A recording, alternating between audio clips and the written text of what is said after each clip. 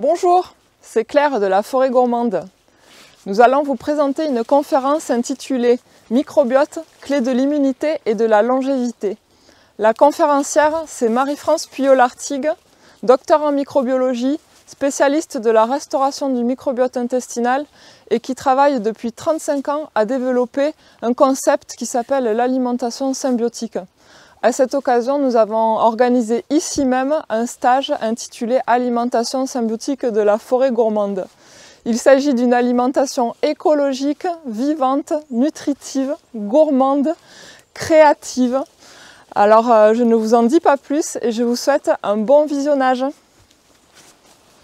Donc, c'est une première pour moi, c'est la première fois que je viens dans votre région, donc je suis toujours enchantée de découvrir de nouveaux endroits et je ne vais peut-être pas profiter cette fois-ci pour faire du tourisme, mais bon, en tout cas, je vais visiter la forêt gourmande de Fabrice Desjours qui m'a invité à venir avec Claire, ils m'ont invité à venir partager ce que j'enseigne, c'est-à-dire l'alimentation symbiotique et comment on peut restaurer son microbiote intestinal, c'est-à-dire tous nos colocataires et finalement sa digestion et finalement sa santé, comme je vais vous le présenter. J'ai, comme l'a dit Claire, un doctorat de microbiologie. J'ai particulièrement travaillé sur la réparation cellulaire. Peut-être pour certains c'est une nouveauté, mais en fait nos cellules, toutes les cellules qui nous composent, depuis la plus petite bactérie jusqu'à la cellule la plus sophistiquée, toutes nos cellules sont capables de se réparer. Elles ont des systèmes de réparation. Celui sur lequel je travaillais s'appelle le système SOS. Ça veut dire ce que ça veut dire. Donc la cellule, elle est capable de couper des morceaux d'ADN, elle a des petits ciseaux, elle a de la colle, elle recolle, elle fait ce qu'il faut pour que la cellule et l'ensemble des cellules, la symbiose cellulaire, fonctionnent. Donc c'était ça, c'était mon démarrage quand j'étais toute jeune, que je faisais mes études de biologie. Et puis j'ai évidemment évolué et je me suis intéressée à l'alimentation par force parce que je suis devenue mère de famille. Et alors, quand on devient une maman, il faut donner à manger à son petit. Et je me suis dit, mais qu'est-ce que ça mange un petit d'homme dans un milieu naturel, pas celui forcément qui va au supermarché, mais est-ce qu'il y avait une nourriture de base qui était mieux tolérée? Donc ça, c'était les premières interrogations. Et puis, il y avait un désir derrière d'aider, je pense, c'est ça qui était certainement dans le fondement, d'aider à réduire le nombre de personnes qui souffrent et qui sont malades. Et quand j'avais 15 ans, c'était les débuts du... Moi j'ai 58 ans, donc quand j'avais 15 ans à peu près, c'était les débuts où on commençait à faire un gros battage autour du cancer. Et je me suis dit, c'est ça, moi je veux travailler pour aider les gens par rapport à ça. Je voudrais amener quelque chose par rapport à ça. Et ça m'a conduit à faire... ce que je fais aujourd'hui, et je pense que j'aide les gens qui ont envie en tout cas.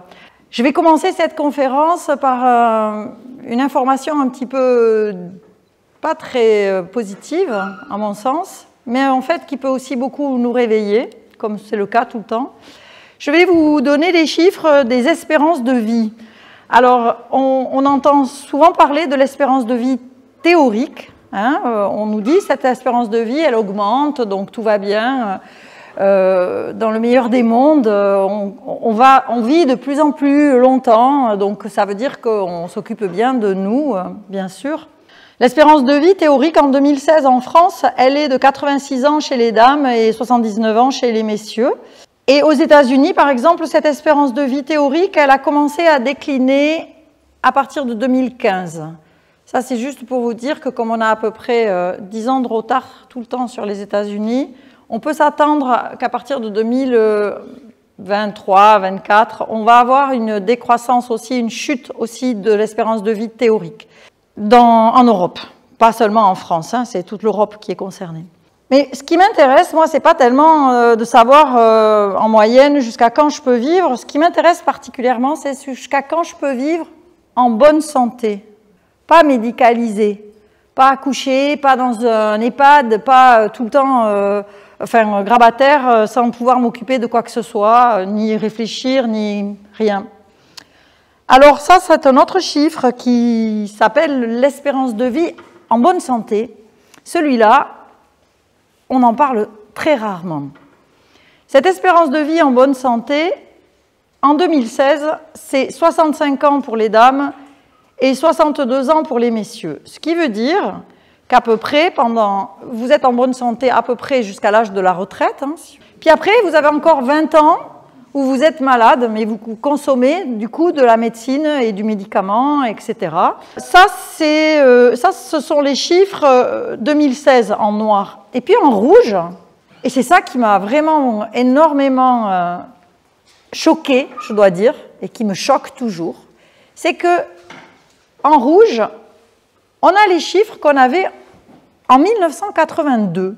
Donc en 1982, l'espérance de vie en bonne santé, elle était de 67 ans et de 64 ans, respectivement.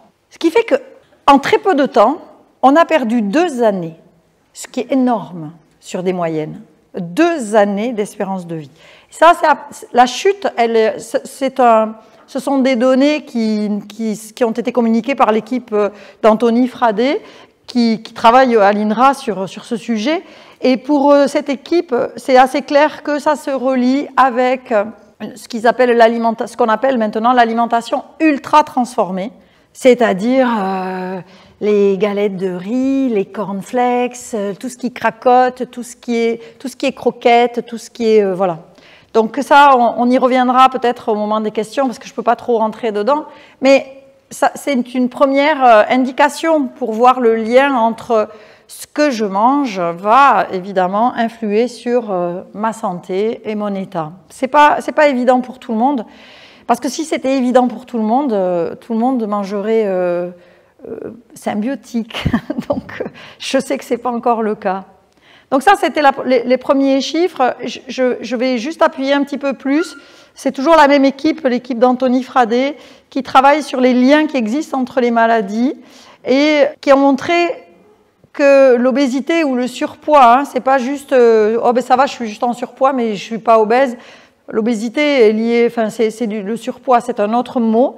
Comme vous le voyez, on a une belle toile d'araignée et tout ça est lié. Toutes les maladies que vous pouvez nommer, elles sont liées avec le surpoids. Et on considère en France que 41% de la mortalité est liée à une alimentation inadaptée, est corrélée à une alimentation inadaptée, qui devient donc la première cause de mortalité, avec 15% qui sont les facteurs alimentaires directs, et puis 26% qui sont des dérégulations métaboliques qui sont entraînées par les premiers, par les facteurs alimentaires. Donc, en cascade, si vous voulez. 41%. Et moi, je pense qu'on est beaucoup plus haut encore, mais déjà, si on avait 41%, on est bien d'accord que là, c'est déjà énorme. Alors, comment on en est arrivé là? Très brièvement, parce que je veux qu'on parle surtout du positif, mais on a au cours de l'évolution, la vie qui commence il y a à peu près 3,8 milliards d'années avec les cyanobactéries qui s'installent sur notre planète, qui s'installent, on ne sait pas du tout comment, on ne sait pas si ça vient d'ailleurs, on ne sait pas si c'est une évolution, ça je ne vais pas vous révéler quoi que ce soit là-dessus. L'homme de Toumaï qui est daté à peu près de 7 millions d'années. Alors je ne suis pas paléontologue, ce sont des chiffres évidemment que j'ai pris dans des ouvrages. Ce que je veux montrer juste, c'est qu'on avait une civilisation de chasseurs, surtout cueilleurs d'ailleurs, hein, mais on a l'habitude de dire chasseurs-cueilleurs, donc je garde cette habitude, nomades, des humains qui vivaient avec les arbres. Donc c'est pour ça que je me suis permis d'écrire Hortus, parce que ça c'est avec Fabrice Desjours que je l'ai attrapé, et c'est très vrai. C'est pas juste un détail. On vivait avec les arbres, on vivait dans les forêts, on vivait au milieu des arbres. Et puis, on va acquérir la maîtrise du feu. Ça peut être bien, surtout quand on est en période glaciaire et qu'il reste vraiment pas beaucoup de choses à manger dans le végétal. Il faut vraiment se dire qu'on est capable, nous humains, de manger de la viande par nécessité, un peu comme le font les ours. Mais l'ours, s'il y a des baies, il ne va pas forcément aller chasser les moutons. Hein. En tout cas, dans ma région, ça se passe comme ça. Peut-être ici, c'est différent. Le deuxième grand saut et grand changement qui va amener une grande transition nutritionnelle, c'est évidemment l'agriculture. Donc là, on entre dans un mode de vie sédentaire, on est accroché à la terre et on va être domestiqué par les espèces qu'on pense domestiquer, c'est-à-dire qu'une fois qu'on a planté, si c'est du blé par exemple, c'est sûr qu'il va falloir entretenir, il va falloir être avec lui pour le faire pousser, pour le ramasser, etc. Donc c'est un très grand changement et là on quitte les forêts et on devient un agriculteur sédentaire. Ensuite, très récemment, on a deux périodes qui sont quand même très fortes. La première, c'est dans les années 50, la Révolution verte. C'est un mot qui est posé sur en fait la révolution chimique.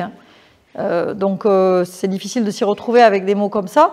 On a appelé la révolution verte la révolution des post-deuxième guerre mondiale où on va utiliser beaucoup de pesticides, beaucoup de cides, beaucoup de molécules toxiques pour soi-disant permettre une meilleure agriculture.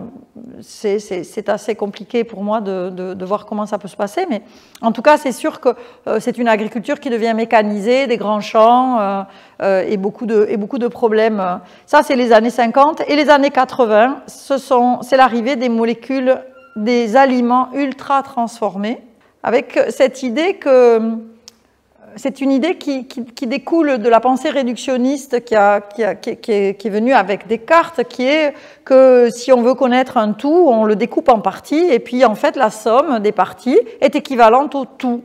Si on prend un humain, ça ne marche pas du tout. On le découpe et en fait après, on ne peut plus converser avec lui. Donc c'est un petit peu pareil avec... la nourriture, on découpe. Alors ça, l'industrie fait ça maintenant, donc elle prend un petit peu de vitamines chez l'un, elle prend un petit peu de protéines chez l'autre, elle prend des agents texturants, ceci, cela, et elle fait un aliment, quelque chose qui est servi dans une boîte que vous trouvez au rayon du supermarché. Mais ça, c'est pas du tout un aliment, ça fait pas partie de ce que votre corps, lui, il est capable de reconnaître et d'accepter comme nourriture. Il n'a pas évolué tout ça pour arriver à des aliments ultra transformés. Donc, ceci étant dit, j'ai un peu travaillé sur l'idée, est-ce qu'il y avait des causes communes à ces déséquilibres alimentaires? Qu'est-ce que ça a entraîné que le déséquilibre alimentaire, le stress, l'ensemble des polluants, le manque d'activité physique et de nature, parce que ça fait partie. C'est pas juste je mange bien, puis je vais jamais dans la nature parce que la nature ça m'ennuie. Non, ça peut pas ça. Vous faites partie de cette nature. La nature n'est pas dehors, la nature est vous. Donc si on est coupé de la nature, si on ne bouge pas assez, si on est stressé parce qu'il y a des raisons un petit peu en ce moment particulièrement, et des polluants, eh bien tout ça au bout d'un moment va être conclu par de la maladie. Mais ce qui m'intéressait dans cette cascade, c'est par où ça passe biologiquement. Est-ce qu'il y a des choses qu'on peut observer? Est-ce qu'il y avait des choses qu'on pouvait mesurer et observer qui pouvaient faire que les déséquilibres d'en haut allaient donner la maladie? Alors ce que j'ai observé, ça tient en 3 mots, les 3 premiers principalement, ça c'est le démarrage, on va dire, acidification, oxydation, inflammation. Déjà inflammation, on est en dessous, mais des fois ça peut être la première cause. Ça c'est très important d'avoir ça à l'esprit, je vais détailler un peu, je vous les présente juste. Puis porosité intestinale, dysbiose, carence et surcharge, ça c'est davantage connu. J'ai, comme d'autres équipes de chercheurs, j'ai montré que quand on réunit quand on a en soi de l'acidification ou de l'inflammation ou de l'oxydation, on a une maladie. Il y a toujours des maladies qui sont liées. L'inflammation, elle est toujours liée avec la douleur. L'inflammation aiguë, qui est là pour nous défendre quand nous nous blessons. L'inflammation, c'est un process naturel du corps pour nous aider à aller mieux quand elle est aiguë. Le problème, c'est qu'après, nous, on a développé quelque chose pour rendre l'inflammation chronique. Et de là naissent bon nombre de maladies de cette inflammation chronique. Donc, quand on a une acidification qui est souvent liée avec l'oxydation, acidification et oxydation, elles marchent la main dans la main, ce sont deux façons, on va dire, c'est les deux faces de la pièce, hein, en gros. C'est pas tout à fait exact, mais s'il y a des puristes, je discuterai après avec eux, vont créer de l'inflammation dans le corps, et ça va créer de la maladie.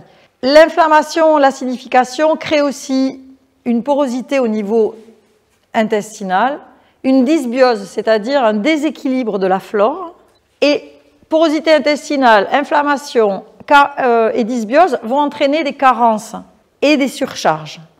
Et les surcharges entraînent des carences. Donc en fait, après, et les surcharges et les carences créent de la porosité, qui crée de l'inflammation, qui crée de l'oxydation, qui crée de l'acidification. Donc une fois qu'on a amorcé, ça s'entretient très bien. On a un cercle vicieux qui s'entretient parfaitement. Donc après, on va travailler pour essayer de le remettre en cercle vertueux. Pourquoi c'est si important l'acidification? Parce que dans une cellule, et nous on est chacun de nous un ensemble de cellules qui collaborent et qui communiquent pour collaborer, mais on n'est ni plus ni moins que des ensembles de cellules, des tas de cellules. Eh bien pour une cellule, il y a une caractéristique physique qui est vraiment cruciale pour elle, pour qu'elle puisse fonctionner, c'est son pH, son potentiel hydrogène, c'est-à-dire son niveau acido-basique. Pourquoi? Pourquoi c'est si important? Parce que les protéines, et notamment les enzymes, je pense que tout le monde a entendu parler des enzymes, qui sont les petits ouvriers de la cellule, eh bien ces enzymes, ils travaillent et ils ont une forme à un certain pH. De même, ils sont très sensibles à la température aussi. C'est pour ça que quand on a de l'inflammation, eh bien ça chauffe, la température augmente et ça marche moins bien. L'inflammation, on l'observe, c'est les bouffées de chaleur, c'est tout le temps les gens ont trop chaud, ils ressentent à l'intérieur de leur corps des brûlures, etc., etc. Ça veut dire que effectivement, le niveau de température est plus que 37 degrés, ce qui est la température optimale pour nous humains, en tout cas ici. Du coup, maintenant qu'on a bien compris, et c'est ce que j'ai fait comme raisonnement, j'avais à peu près compris le cheminement pour arriver à la maladie, donc je me suis dit, alors comment je fais maintenant pour sortir de ça? Et pour arriver à ça, je me suis demandé qui j'étais. Et en fait, quand on se pose la question de qui je suis au niveau cellulaire, on se rend compte qu'on est principalement des microbes. 90% si on s'adresse aux bactéries. On va voir après, si on s'adresse aux virus, c'est plus 90% de microbes, c'est 99%. Donc on n'est plus que 1%. Vous savez ça, je vais revenir un peu dessus. Quand on s'intéresse en nombre de gènes, les gènes, vous savez, on est super fiers de notre ADN, les gènes, c'est notre particularité. En fait, personnellement, moi, mon génome, celui qui a été donné par mon papa et ma maman dans la cellule œuf, et qui donne la forme que vous voyez, ça représente 1. Et j'ai 300 fois plus de gènes qui sont portés par mes bactéries. Ça pose un énorme problème, parce que ça veut dire, que vous pouvez changer les bactéries avec qui vous cohabitez, donc ça veut dire que vous pouvez changer votre génome, puisque c'est 1 sur 300 celui que vous ne pouvez pas changer. Donc franchement, si vous ne changez pas 1, c'est pas grave, mais si vous en changez 300 ou 299, c'est pas mal. Donc ça, c'est un très bon message d'espoir. Après, on sait aussi que si je fais faire une analyse de mon sang et que je demande une analyse du métabolome, ça s'appelle comme ça, c'est-à-dire une analyse des molécules qui circulent. Alors, vous ne pouvez pas arriver chez le médecin en disant « Bonjour, je voudrais une analyse métabolomique » parce que ça ne se fait qu'en laboratoire pour l'instant. Mais on sait que 30% du métabolome, donc des molécules qui circulent dans le sang, 30% sont d'origine bactérienne. Ça veut dire vraiment déjà beaucoup de choses. Alors pour certains, on n'est plus des humains. Si on regarde sous l'angle cellulaire, on est un holobionte, c'est-à-dire on est une forme de chimère avec des bactéries, des virus et des cellules humaines.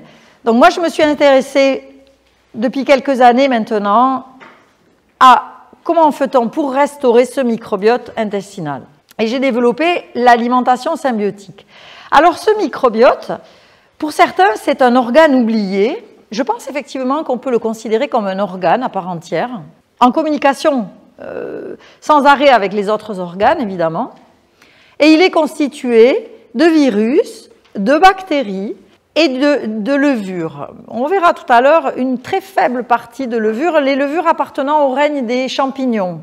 Mais on a principalement des virus. 10 puissance 15 particules virales habitent dans nos microbiotes. Ça fait réfléchir. Donc on est principalement viral. Ensuite, on a 10 puissance 14 bactéries, 10 puissance 13 cellules qui sont issues de la fécondation de l'œuf et du spermatozoïde, de l'ovule et du spermatozoïde. Ça doit nous amener vers une autre façon de penser. Ce qu'on sait aussi, c'est que les gènes viraux, comment je peux dire ça, 8% de notre ADN, 8% de notre ADN, dans nos cellules humaines, 8%, c'est comme ça que les scientifiques l'expriment, en tout cas aujourd'hui, sont des virus qui se sont intégrés. Je ne sais pas si vous saviez ça. Ça veut dire que vous êtes arrivé ce soir avec presque 10% de virus cachés dans votre ADN. Et puis 10 puissance 15 qui se baladent un peu partout. Donc, je reviendrai peut-être là-dessus si vous avez des questions, parce que c'est vraiment important, je pense, de reconsidérer la place qu'on leur donne, surtout aujourd'hui. Surtout aujourd'hui, comme je vous ai mis les différents domaines du vivant, il n'y a pas les virus dedans. Hein. Aujourd'hui, il y a un petit combat qui est mené dans le milieu scientifique, dans le milieu des biologistes et médecins. C'est pour certains, les virus sont vivants et pour les autres, non. Donc, pour l'instant, ils ne sont pas dans le vivant. Donc, on respecte. Ces microbes, c'est depuis toujours que ce sont nos alliés et on les trouve partout.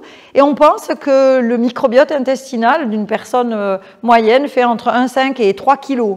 Ça veut dire que vous avez à peu près entre 1,5 et 3 kg de bactéries. Et à chaque fois que vous allez aux toilettes, dans 1 gramme de caca, il y a à peu près autant de bactéries que d'habitants sur la Terre. C'est pour vous dire qu'il y en a beaucoup.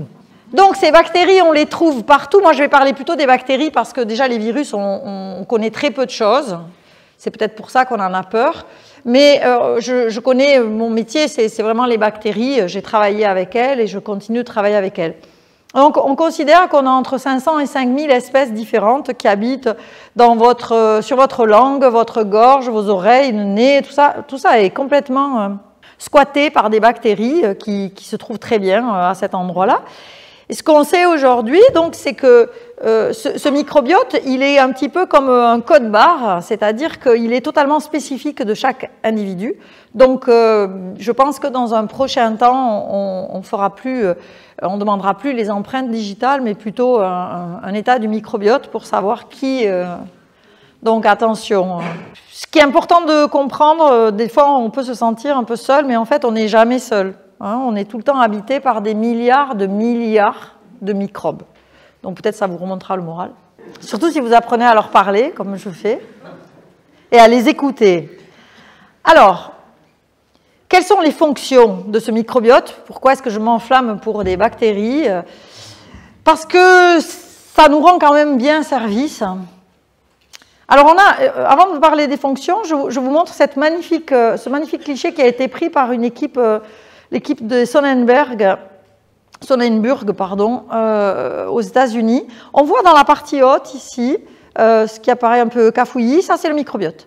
C'est-à-dire qu'il n'y a pas beaucoup de place, il y a des bactéries absolument partout. Et puis peut-être des petits débris, des petites boules roses, peut-être des petits débris du repas qui vient de se passer. Puis on a une partie qui est verte, ça c'est le mucus, qui est là pour faire une zone tampon, hein, parce que notre corps... il veut aussi se préserver, il ne veut pas totalement se mélanger avec ces microbes, même s'il vit avec eux. Et puis dans la partie bleue, on a les cellules du système digestif, donc du côlon, donc soit des colonocytes, certainement ce sont des colonocytes parce qu'on est au niveau du côlon. Les fonctions de ce microbiote intestinal, qui commence à être à peine étudié, hein, ça fait une quinzaine d'années vraiment qu'on a des données, peut-être 20 ans qu'on a vraiment des données qui arrivent, parce qu'on ne savait pas en fait les observer, on ne pouvait pas. C'est la biologie moléculaire qui a permis, les avancées en biologie moléculaire qui ont permis d'étudier de façon plus profonde le microbiote. Eh bien, on se rend compte que quand vous mangez, vous avez peut-être mangé ou vous allez manger après, je ne sais pas, mais quand vous mangez, ce qui arrive plusieurs fois par jour pour la majorité des gens, quand vous mangez, vous avez la digestion après. Et moi, j'avais appris que la digestion, c'était mes entérocytes, et puis après mes colonocytes. Eh bien, quand on commence à s'intéresser au microbiote, en fait, on se rend compte que c'est lui qui digère. Ce ne sont pas vos cellules à vous qui font la digestion, ce sont les microbes qui digèrent pour vous.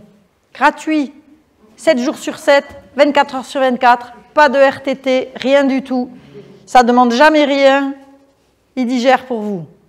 À condition d'avoir les microbiotes adaptés. Donc un microbiote, évidemment, symbiotique, qui est la symbiose voulant dire, je vais y venir, qu'il travaille en symbiose avec vous. Donc, ils font votre digestion. Donc ça, c'est énorme parce que si la digestion va, je pense qu'il y a beaucoup de choses qui vont. En plus de ça, ils synthétisent des choses pour nous. C'est comme une pharmacie interne. Donc ça vous synthétise toutes les vitamines du groupe B, j'insiste bien, toutes les vitamines du groupe B, la vitamine K, une partie de votre vitamine C, et certainement j'en oublie. Mais beaucoup de choses, des acides gras, chaînes courtes, enfin il y a beaucoup de choses qui sont synthétisées par le microbiote, des choses qui sont bonnes pour nous, mais des choses qui peuvent être aussi mauvaises. Ça dépend qui c'est qu'on héberge comme bactéries. Je ne dis pas que c'est toujours tout rose chez les bactéries, mais une fois que je sais que je peux choisir les bactéries avec qui je partage ma vie, ça devient beaucoup plus simple. La fonction dont on peut parler vraiment de façon très approfondie aujourd'hui, c'est la fonction immunitaire. Aujourd'hui, on voudrait, je pense, nous convaincre que l'immunité, ça ne nous concerne pas et que on peut se prémunir juste avec des conseils qui sont à mener, mais certainement pas avec notre microbiote. Or, si vous demandez à un biologiste ou à un microbiologiste, il va vous expliquer que c'est le microbiote qui fait l'éducation du système immunitaire de l'enfant. On sait que les enfants qui ont une déficience au niveau du microbiote n'auront jamais une immunité. On le sait en ayant étudié les enfants bulles. Bon, ben les enfants bulles, ils n'ont pas de microbiote et ils n'ont pas d'immunité. Mais ce n'est pas la seule preuve. On sait aujourd'hui exactement les ordres qui sont donnés par le microbiote qui vient éduquer. C'est normal parce que lui, il appartient au monde microbien et il vient dire à ce bébé, ça, tu l'acceptes, ça, tu ne l'acceptes pas. Il l'éduque, vraiment, au sens propre du terme. C'est une fonction vraiment très importante.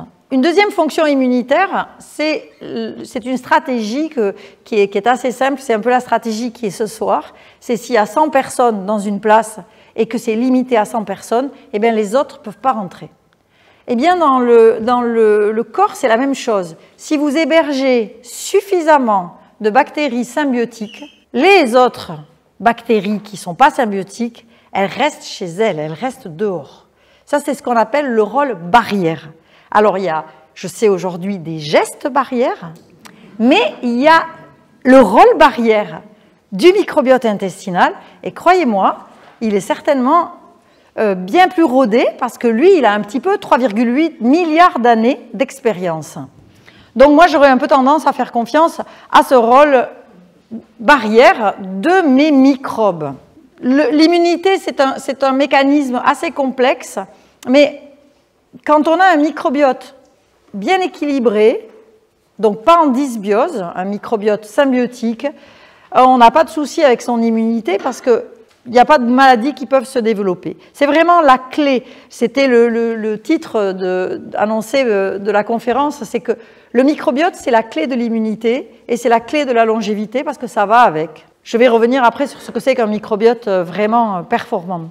Une autre fonction de ce microbiote, c'est une fonction neurologique. On sait aujourd'hui que dans notre ventre, nous avons ce que les journalistes appellent un deuxième cerveau, c'est-à-dire des neurones. Et on sait que ces neurones communiquent avec les neurones du cerveau. Alors, il n'y a pas de premier et de deuxième, parce que tout est lié. Et enfin, pour moi, en tout cas, il n'y a pas de premier et de deuxième cerveau. Il y a juste que ces microbes communiquent avec notre système digestif, ils communiquent avec notre cerveau et ils sont capables de nous donner des ordres. Je vais venir là-dessus. Ils sont capables de vous ordonner, de vous lever et d'aller chercher un carré de chocolat. Si. Je vous assure que ça marche comme ça. Et c'est vraiment des ordres auxquels on ne peut pas résister. Vous avez remarqué? Alors ça peut être les chips aussi, c'est pas que le chocolat. La dernière fonction qui est une fonction vraiment très importante, on ne le dira jamais assez, c'est une fonction de détoxification. Les bactéries sont de super nettoyeurs, pas seulement celles des intestins, toutes les bactéries, elles passent leur temps à nettoyer toutes les cochonneries qu'on met sur la terre. Et heureusement qu'elles sont là, et quand vous mettez des cochonneries à l'intérieur de vous, ça arrive à tout le monde, ben, il y a les bactéries.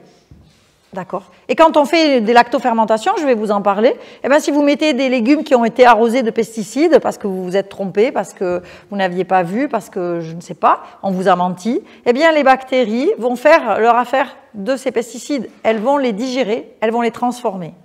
La fonction de détoxification, c'est aussi celle qui va permettre d'avoir des bactéries qui deviennent résistantes à tout un tas de choses qu'on a utilisées pour les tuer, parce qu'elles vont, elles vont métaboliser des choses qui étaient censées être là au départ pour les tuer. Voilà, notamment des antibiotiques. Voilà un peu les rôles, les fonctions du microbiote intestinal. Et je pense que ça vaut la peine de s'y intéresser et de se poser quelques instants et de se demander si son microbiote est bien nourri. 2 mots pour dire d'où vient le microbiote intestinal. Eh bien, il est livré en principe avec le bébé au moment de la naissance, surtout si le bébé naît par voie basse, c'est-à-dire par voie vaginale et pas par césarienne. Et puis ensuite, on sait qu'il est nourri par l'allaitement maternel. Alors, il est nourri d'abord parce que la maman, par le sein, va donner des nouvelles bactéries adaptées. Et puis, c'est nourri aussi parce que dans le lait maternel, chose qu'on ne savait pas avant d'étudier bien le microbiote comme on le fait maintenant, il y a des fibres particulières qui vont être données dans le lait. Et ces fibres sont totalement absentes des laits maternisés. Ça, c'est très important parce que ça a été complètement sous-estimé. Cette notion que la maman livre aussi les fibres qui nourrissent les bactéries symbiotiques. Mais pas la vache, parce que le veau, il n'a pas du tout le même microbiote. Ensuite, évidemment, ça va venir avec la diversification.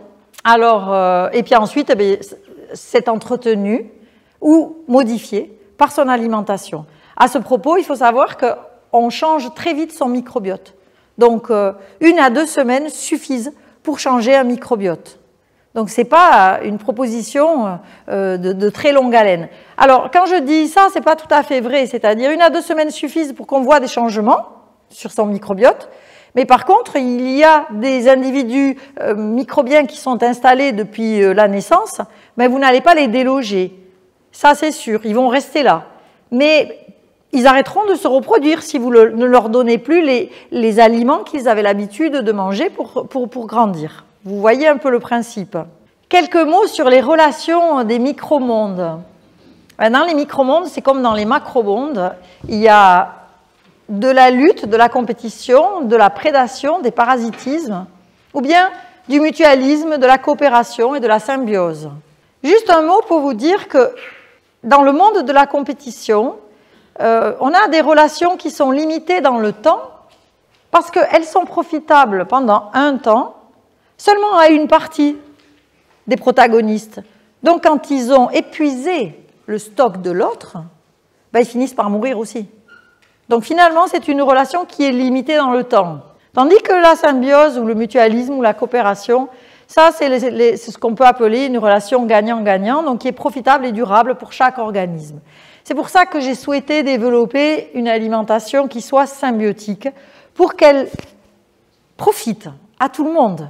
Pas seulement à moi, à la personne qui mange, mais aussi à l'environnement. Parce que je suis cet environnement. Je ne peux pas me leurrer plus longtemps. Donc voilà, c'était juste pour expliquer les mots que je vais utiliser. Et maintenant, on va rentrer un peu dans ce que j'appelle l'alimentation symbiotique, ou comment cultiver un microbiote symbiotique. Autrefois, on parlait de flore intestinale, et puis maintenant, ou alors aussi de microflore commensale. Le terme microflore, c'était un terme très joli qui fait penser à un jardin. Donc j'aime bien aussi dire microflore, même si microbiote, c'est sympa aussi, parce que micro, ça veut dire petit, et biote, ça veut dire la vie. Donc la petite vie, ça va bien aussi. Le terme commensal, il vient du latin commensalis, et ça signifie à table ensemble. Et ça, je pense que c'est important que vous preniez conscience que le microbiote vous rend plein de services, vous l'avez vu. Il y a beaucoup de fonctions très positives pour chacun de nous, mais le microbiote, il n'aura à manger que ce que vous lui donnez. Si vous ne pensez pas à le nourrir, c'est un peu comme le chat ou le chien, d'accord? Si vous ne lui donnez pas à manger, il ne mange pas. Ben là, c'est pareil. Donc, quand vous faites vos choix alimentaires, on va voir quoi?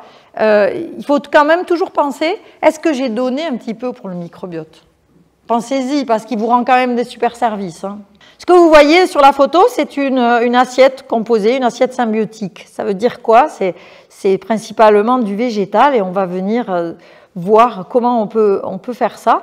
Je vais, à défaut de vous faire goûter ce soir, de vous faire sentir aussi, je vais vous faire voir quelques diapos, quelques photos, donc pour montrer au moins vos yeux verront ce que c'est. L'alimentation symbiotique, c'est une alimentation qui d'abord est végétale. Ça ne veut pas dire qu'on ne peut pas jamais manger, qu'on plus jamais manger de protéines, d'animaux. Ce n'est pas des protéines, c'est des animaux qu'on mange ou des parties d'animaux ou des sous-produits d'animaux. Mais en tout cas, pour le microbiote, ce n'est pas ce qui est le plus adapté. Hein, parce qu'il faut penser que ce microbiote, il est sur Terre depuis très très longtemps, les bactéries, et au départ, il n'y avait pas de steak à manger, puisque ce sont les bactéries qui les ont inventés, les steaks. Donc, je dois donner à mes bactéries des sources qu'elles ont l'habitude de digérer. Végétal. Vrai, ça veut dire pas trop transformé, en tout cas pas des aliments ultra transformés, dont j'ai parlé tout à l'heure, qui sont à l'origine de cette baisse qu'on a observée dans l'espérance de vie en bonne santé. Une alimentation vivante. Alors ça, c'est un mot qu'on trouve souvent accroché maintenant avec l'alimentation crue, souvent. Et pour moi, le terme vivant, là, il a un sens un peu différent, c'est-à-dire que je pense qu'il faut que nous mangions des bactéries. Je le pense parce que je pense d'un point de vue de mon microbiote, évidemment. Moi, je peux me passer de manger des bactéries, peut-être, pendant un temps. Mais si je veux nourrir mon microbiote, si je veux lui ramener quelques amis, eh bien, je dois bien les trouver quelque part. Or, où se trouvent les bactéries? Ben, elles se trouvent sur les fruits et les légumes qui n'ont pas été chauffés, parce qu'une fois que vous les chauffez, évidemment, vous perdez une bonne partie de ces microbes. Et puis, évidemment, c'est une alimentation qui doit être variée, parce que la clé, elle est dans la variété. C'est quelque chose aussi qui a été dans les grandes transitions, qui est énorme, c'est-à-dire que dans les grandes transitions alimentaires, c'est cette perte de diversité qu'on a dans notre nourriture. Parce que quand on est un cueilleur nomade, ben on mange ce qu'on trouve et c'est très varié. Là, on a une diversité apparente avec des emballages et des noms qui sont variés, mais c'est pas varié dans les aliments que vous mangez. Et puis le végétal, c'est extrêmement varié. Il n'y a qu'à aller voir la forêt de Fabrice Desjours, la forêt gourmande, pour se rendre compte qu'on a vraiment sélectionné pour les humains très peu de produits, très peu de végétaux. Donc il y a une très grande variété. Et ça, c'est vraiment la clé. J'ai tracé une pyramide symbiotique. Dans la pyramide symbiotique, on a d'abord des feuilles vertes, beaucoup de feuilles, puis des légumes, des fruits, puis on a des graines germées, des pousses, des aromatiques, beaucoup d'aromatiques aussi, puis on a des graines, des noix, des fruits secs, des épices, mais ça, plus on va vers le haut de la pyramide et moins on en mange en quantité. Puis on a des aliments et des boissons fermentées, lacto-fermentées pour être plus précis, c'est-à-dire une fermentation lactique. Et puis on a des algues, parce que les algues font partie des super aliments. Quelques super aliments, ça peut être des végétaux, hein. On parlait tout à l'heure du moringa. Et puis on a la spiruline, à qui vraiment je je dédie une partie de ma vie parce que la spiruline, c'est une cyanobactérie qui existe sur Terre depuis l'origine. Et pour moi, manger de la spiruline, c'est une alimentation originelle qui est extrêmement bien digérée et mon microbiote adore que je lui donne de la spiruline. Donc comme il adore ça, après il travaille très très bien et il me rend beaucoup de services. Donc je lui donne de la spiruline. L'alimentation symbiotique, qui est donc végétale, c'est une explosion de couleurs. Pourquoi c'est une explosion de couleurs? Parce que ça n'est pas chauffé. Et vous avez certainement tous remarqué ici que quand vous faites chauffer quelque chose, tout d'un coup ça devient un peu terne. Ça perd sa couleur. Or la couleur, dans le vivant, c'est ce qu'on appelle soit des vitamines, soit des antioxydants. Et moi, je n'ai pas du tout envie de perdre ni les vitamines ni les antioxydants. Donc, je vais vous expliquer pourquoi. Donc, plus vous avez une alimentation colorée, et mieux vous vous porterez. On peut tout faire avec l'alimentation symbiotique. Vous pouvez manger des choses qui ressemblent à tout ce que vous mangez d'habitude. Je vais aller assez vite, c'est juste pour vous faire un peu baver. Je pense que c'est très important que les choses soient belles quand on mange, parce qu'on mange déjà avec les yeux, et puis le fait de préparer, puis c'est pas plus long qu'autre chose. Bon, on peut faire des pains. Tout ça est absolument végétal, et tout ça n'a pas été chauffé. Et par contre, ça peut avoir été fermenté pour certaines choses. Voilà, mais on peut faire des fromages, on peut faire des pizzas, je vous rassure, on peut faire des lasagnes, on peut faire de la déco, ça c'est un petit pâté, on va dire, à l'ail des ours. Et puis on peut faire évidemment des lactofermentations ou des sushis qui sont faits avec des choux recolorés lactofermentés. Ici on a un petit clin d'œil, parce que moi je viens d'une région où on fait du foie gras, et donc je fais un foie vert, c'est de la spiruline, travaillée comme un foie gras. On peut faire des yaourts, on peut faire des gâteaux, on peut faire absolument tout ce qu'on veut.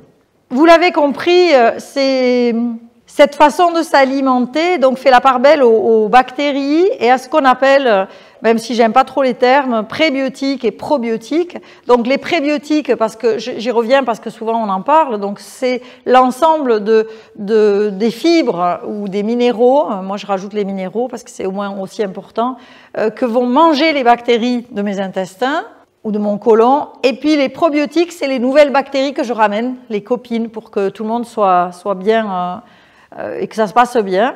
Donc ça, c'est ce que j'enseigne en atelier ou en stage, c'est-à-dire à fabriquer ses propres lactofermentations pour ramener une population bactérienne utile, celle qu'on veut, celle qu'on choisit. Ce qui se passe, c'est le miracle. Par exemple, si vous digérez mal, comme c'est le cas de beaucoup de gens aujourd'hui qui digèrent mal les crudités, c'est normal, je vous rassure, c'est tout à fait normal que vous ne digériez plus les crudités parce que vous n'en mangez pas assez. Donc, quand vous n'en mangez pas assez, vous n'hébergez pas la flore qui est capable de manger ça. Vous comprenez comment ça fonctionne. Si vous vous remettez à en manger à petite dose, alors vous allez de nouveau réinstaller cette flore. Je pense que c'est un peu la même chose dans le jardin. Si on a un peu de mal à réinstaller la flore, c'est-à-dire que si chaque fois que vous mangez des carottes râpées, vous avez mal au ventre, vous n'êtes pas bien, etc., ce que je conseille, c'est de manger un petit peu de carottes râpées lacto-fermentées sur des très courtes périodes, et vous allez voir que ça va rentrer dans l'ordre très vite. Ça rentre dans l'ordre même pas dans une semaine. C'est très rapide. Hein, on remet la flore qui manque. Si je ne digère pas quelque chose, je le lactofermente, je mange des petites doses de cette lactofermentation et je redeviens capable de digérer. C'est facile. L'alimentation symbiotique, elle enseigne que si je veux nourrir des bactéries, eh bien, je dois me demander de quoi elles sont faites, ces bactéries. Comme ça, je verrai ce que je dois leur donner à manger. Alors, je me suis rapprochée d'un scientifique qui travaille à Strasbourg, qui s'appelle Marc-Henri, qui travaille sur l'eau, et qui a eu une idée de génie. C'est qu'au lieu de calculer le pourcentage respectif dans la bactérie en poids, de regarder en poids, de mesurer en poids, comme on fait, nous on vous dit, vous êtes 70% d'eau, hein, c'est à peu près les chiffres, mais lui il n'a pas regardé en poids, il l'a regardé en nombre de molécules, on appelle ça en mol. Eh bien, en nombre de molécules, la bactérie, les bactéries en général, elles sont 99% d'eau. Donc si je veux donner quelque chose de bien à mes bactéries, je dois leur donner 99% d'eau. Puis elles ont 0,6% de minéraux, donc ça nous fait 96,6% du minéral, parce que l'eau, c'est du minéral. Et puis après, il leur reste 0,4% pour les molécules organiques. Ça veut dire pas beaucoup. Molécules organiques, lipides, protides, glucides, ADN, vitamines, les molécules organiques, les cofacteurs, etc.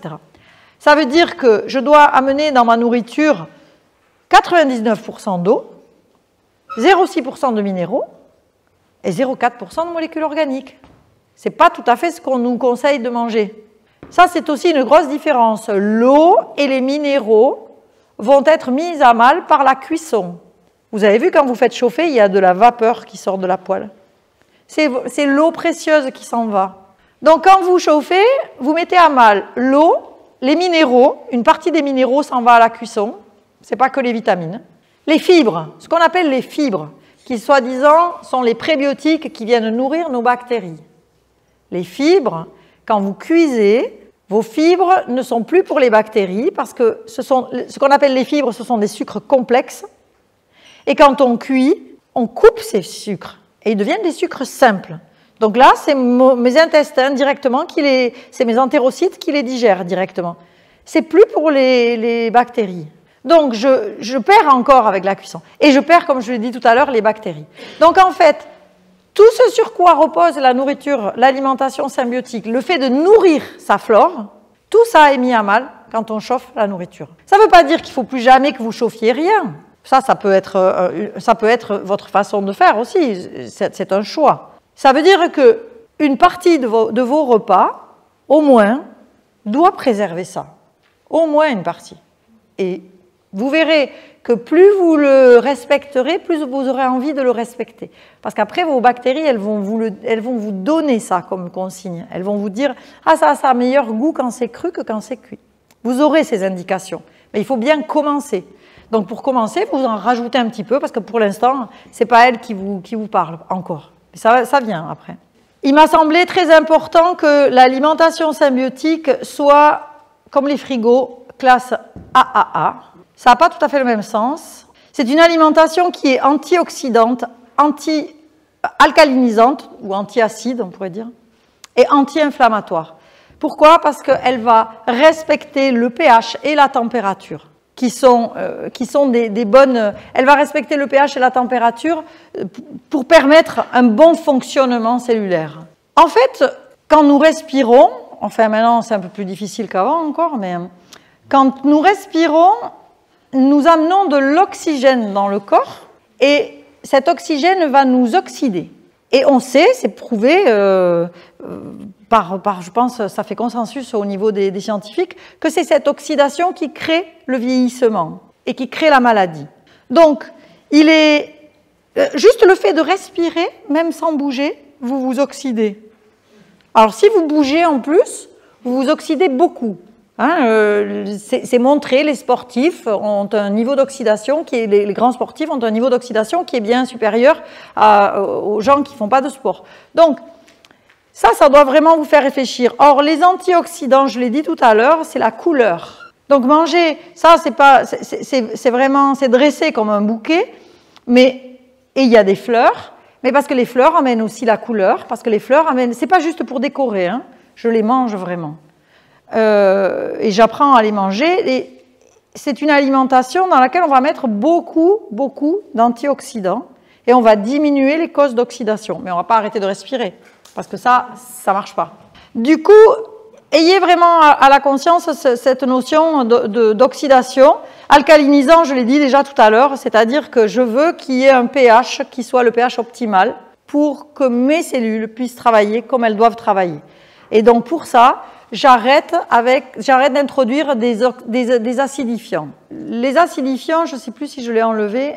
Les acidifiants, j'y reviendrai peut-être tout à l'heure, je vous montrerai le PRAL, l'indice PRAL, c'est un indice que vous pouvez consulter sur Internet en tapant indice PRAL, et vous verrez les aliments qui sont acidifiants et les aliments qui sont alcalinisants. Mais là, je vais vous le dire tout de suite, sont acidifiants tous les aliments, sont alcalinisants les fruits et les légumes. Il n'y a que les fruits et les légumes qui soient alcalinisants. Tout le reste est acidifiant. Vous tirez les conclusions que vous voulez. Je le disais tout à l'heure, une question qui est essentielle, c'est qui je nourris.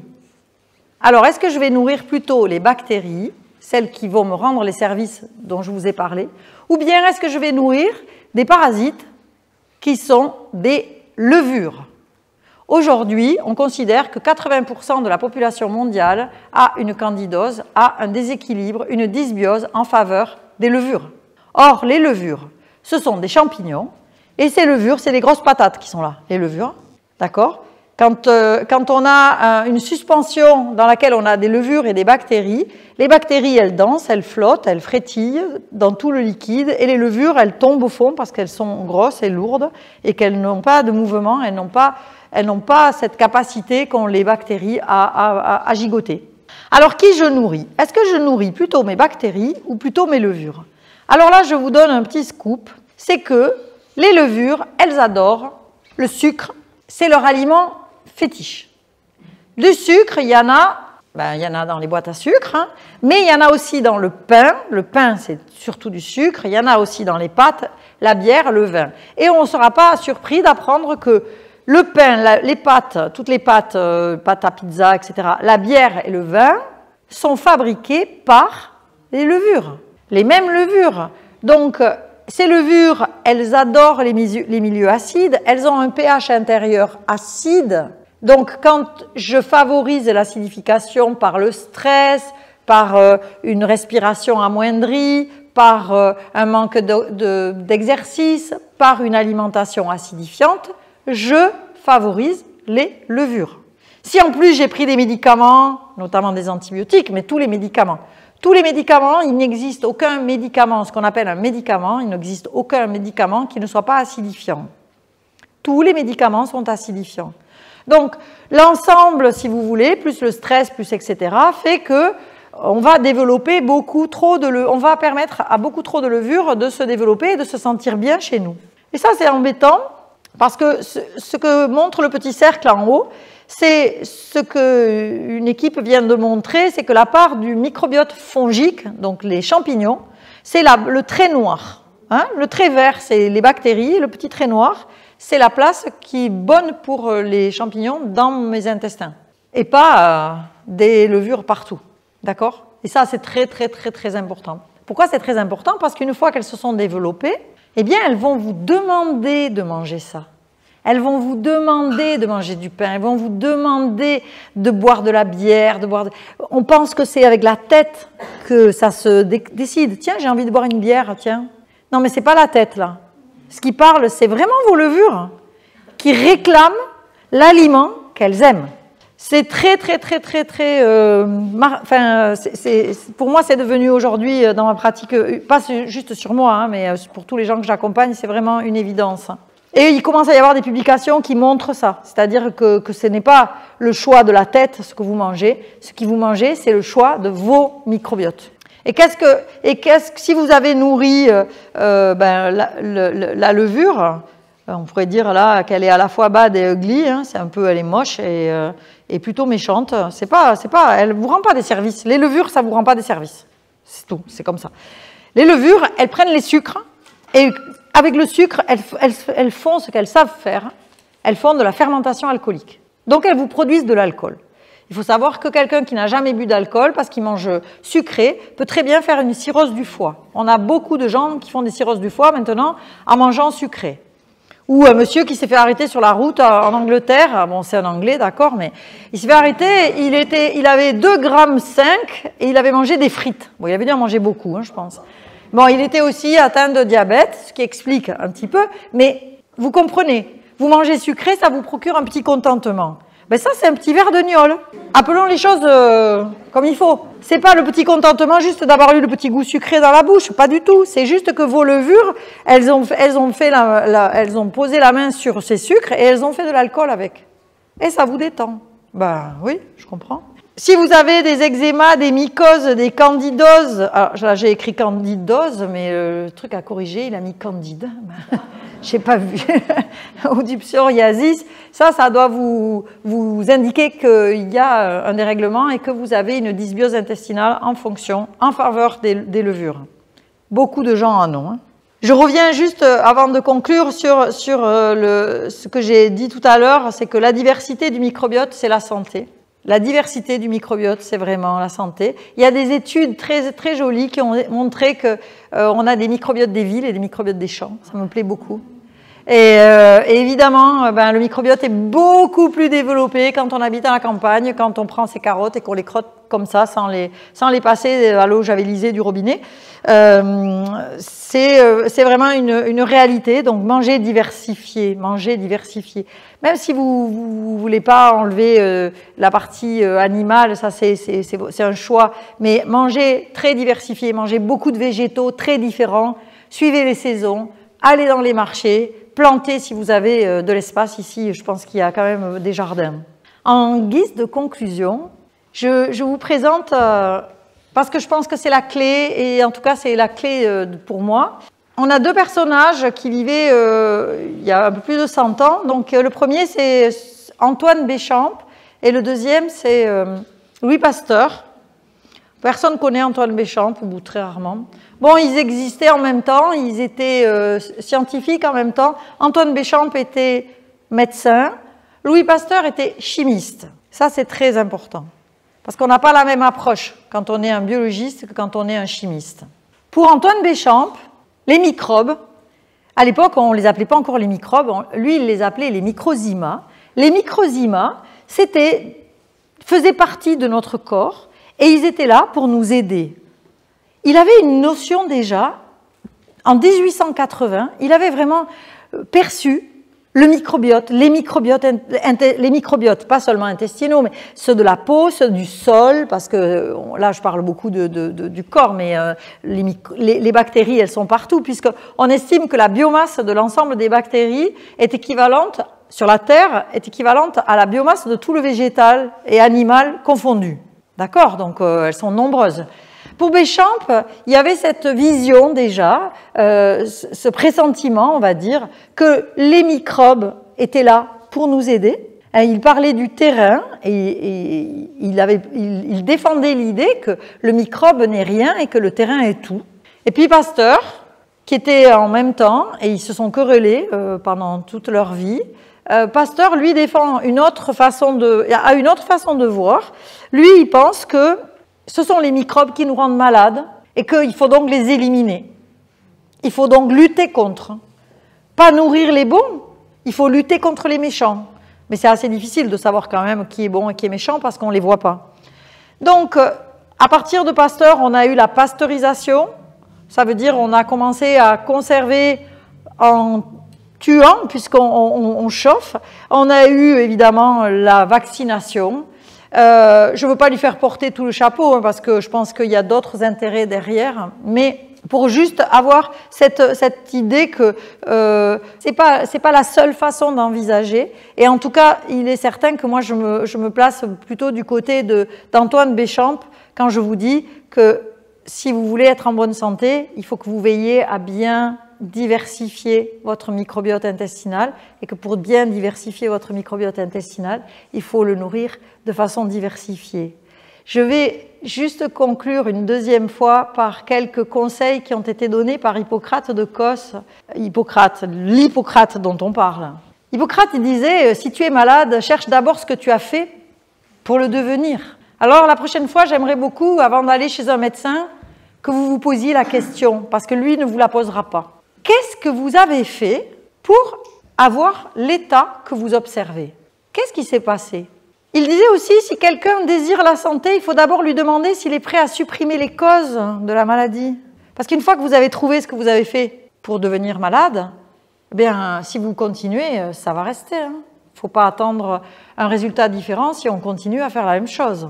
Primum non nocere, face aux maladies, avoir deux choses à l'esprit. Faire du bien, ou au moins ne pas faire du mal.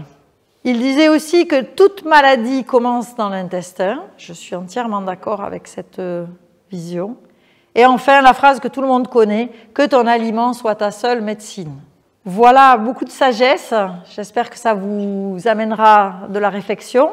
Parce qu'en matière de vraie science, il y a autant à désapprendre qu'à apprendre. C'est certainement ce qui est le plus difficile, de désapprendre, d'avoir une autre vision. Eh bien, je vous remercie de votre attention.